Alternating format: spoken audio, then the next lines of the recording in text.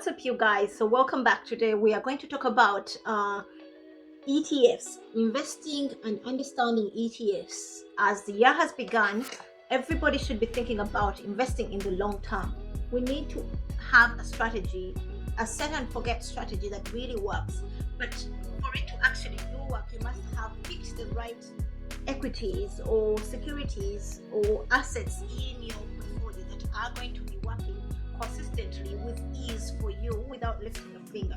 So the best option there is out there for anybody long term, but also somebody who is just starting out, is having ETFs. ETFs are exchange traded funds, and these not only provide you with ease, but they give you diversification right off the bat when you just start out with them. So by the end of this video, I'm hoping you have a clear understanding on how ETFs work, what they are, the different varieties they are. I will probably also give you an idea on which ones I'm invested in and how you can benefit from such investments, making money towards your wealth bucket. So without wasting time, let's just get into the video.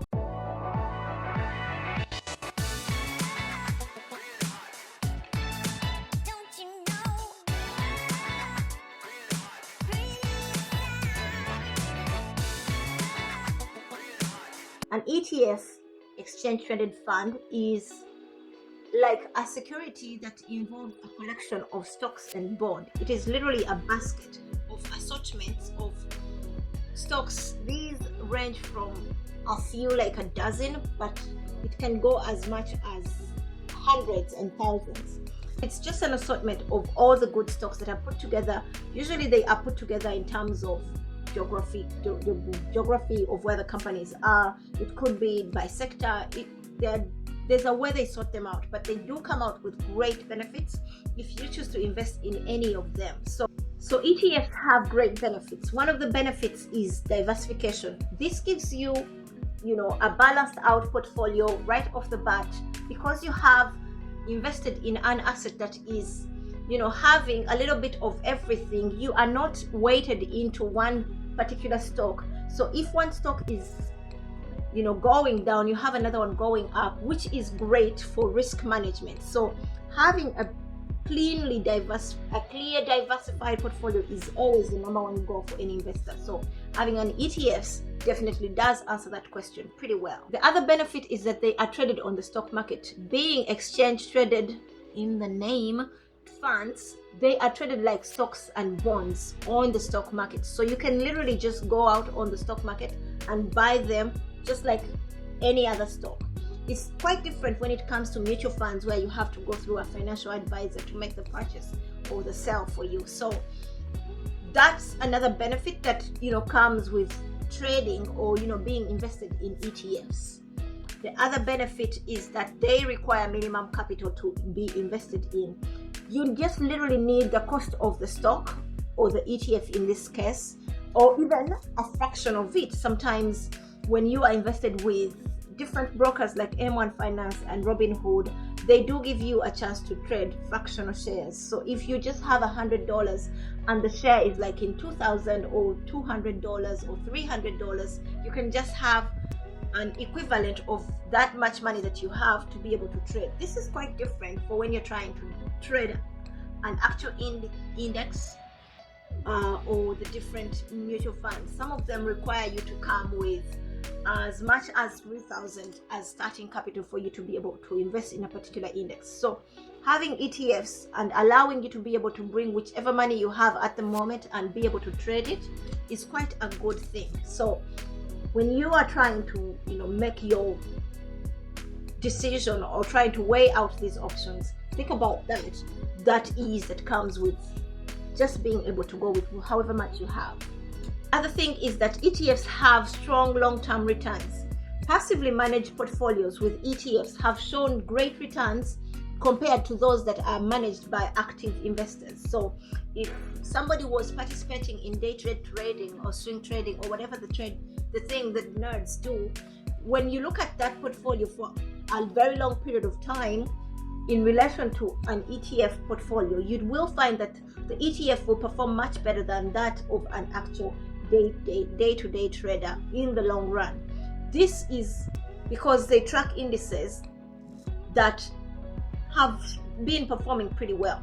So the average performance of the S&P 500, for example, is 10% for over the last 90 years. So those odds make ETFs much better if you are investing in them for a long period of time. So that's something you kind of have to pay attention to when you are trying to pick what route you're going for, or even what stocks you're choosing to invest in. So let's also get into the part where we discuss the different types that there are, which kind of ETFs that this market has.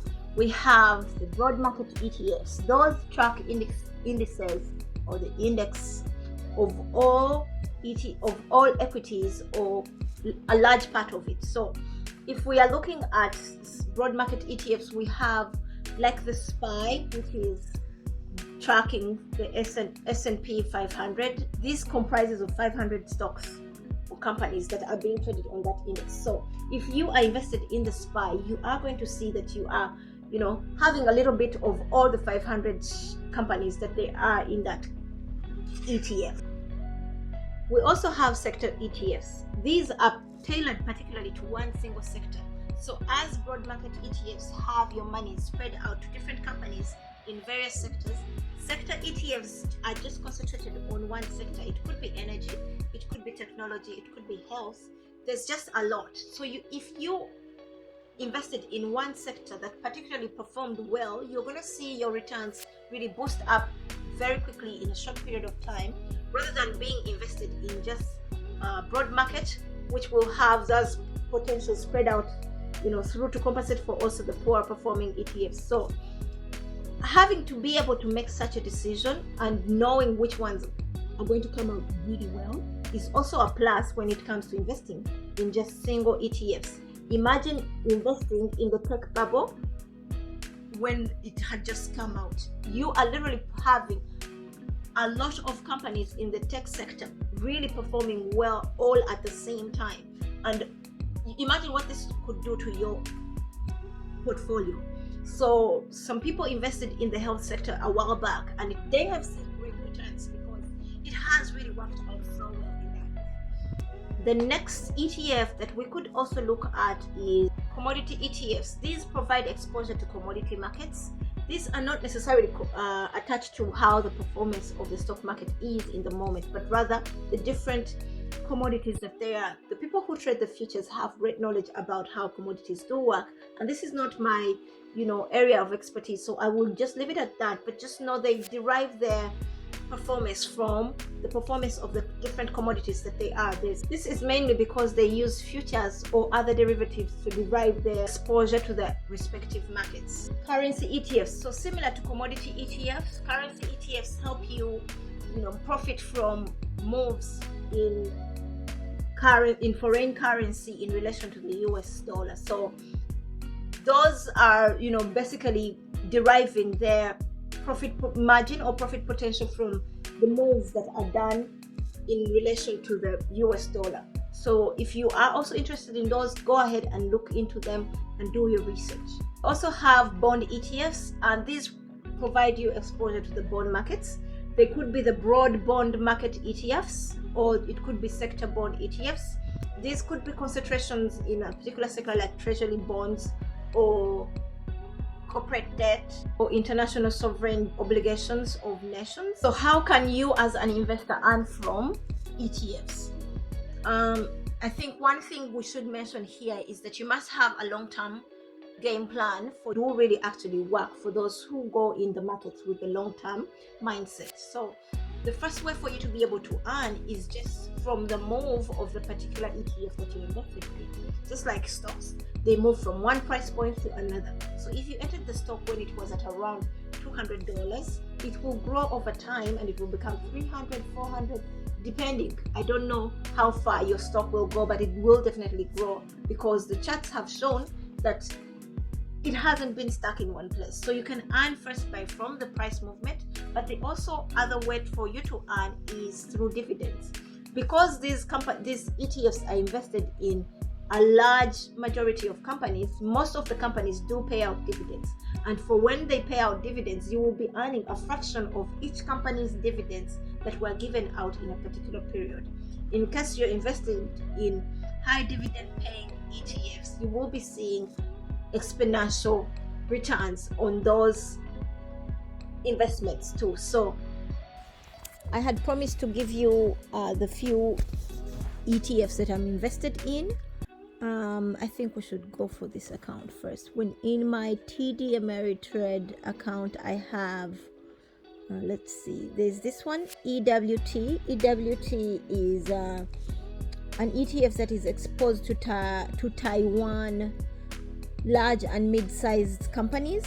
Let's see, the other one is this one, SPHD. SPHD is one that tracks the S&P 500 high dividend, low volatility stocks. And then I have this VTI. VTI is the Vanguard, it's the Vanguard ETF that tracks the S&P 500. You would wonder why I would have the same thing, just by different providers, but that's how the markets are. So I have that Vanguard, I have the SPHD, and then I have this Taiwan EWT, Taiwan mid-size and large size companies. So when we go to the Fidelity, my long-term investment account, this I've just started recently. I am invested still. This is just 3 stocks, 3 ETFs, 3 companies that I'm investing in. I have FSPS. I wonder why they give them these weird acronyms. There's FSPSX, which is the Fidelity International Index Fund. Like from the name, you can see that it tracks the international markets. And then FXAIX, that tracks again the S&P 500. I don't think Realty Income is. I don't think this is not an ETF. This is not an ETF. So that's all that I have. The only benefit that I really like about SPHD, I remember, is that it gives monthly dividends. I think that's what most attracted me to it. So I wanted to see those monthly income coming. So I'm trying to get that to be the goal, to get at a certain amount on a monthly basis.